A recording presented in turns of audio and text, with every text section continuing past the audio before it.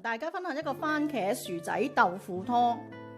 呢度番茄有6隻500克，去咗皮嘅薯仔2個500克，豆腐1件200克，薑1小塊。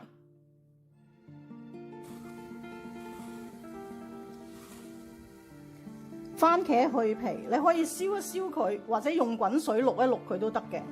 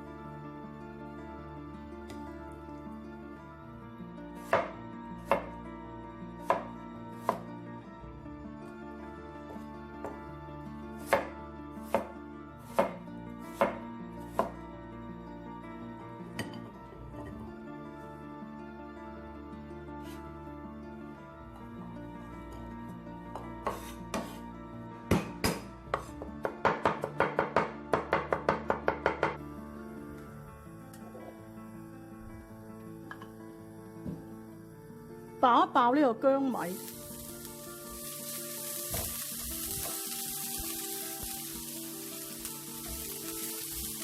跟住爆一爆我哋嘅番茄，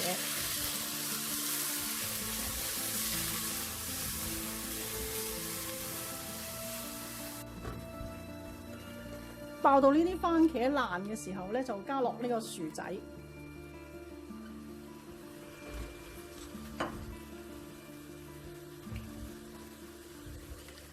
加入適量嘅水啦，你幾多人飲就加幾多嘅人水啦。呢個係熱水嚟嘅。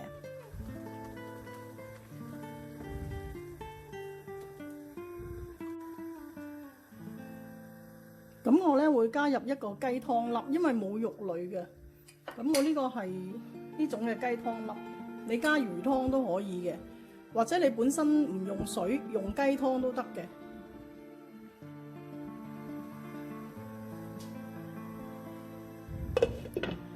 滾咗之後煮5分鐘，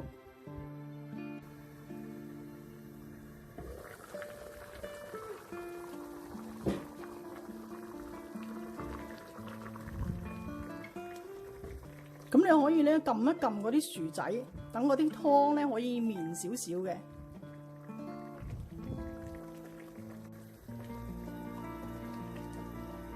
如果你咧好似我咁想口感綿密一啲咧，可以搓爛少少嘅。跟住放翻呢個豆腐粒落去，煮2分鐘。